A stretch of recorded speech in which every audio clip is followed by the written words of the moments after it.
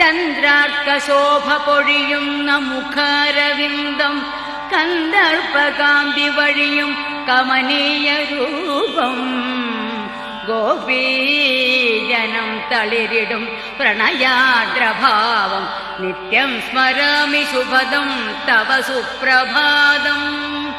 ചന്ദ്രാർക്കശോഭ പൊഴിയുന്ന മുഖാരവിന്ദം കന്ദർപ്പകാന്തി വഴിയും കമനീയ രൂപം ഗോപീജനം തളിരിടും പ്രണയാർദ്രഭാവം നിത്യം സ്മരാമി ശുഭദം തവ സുപ്രഭാതം.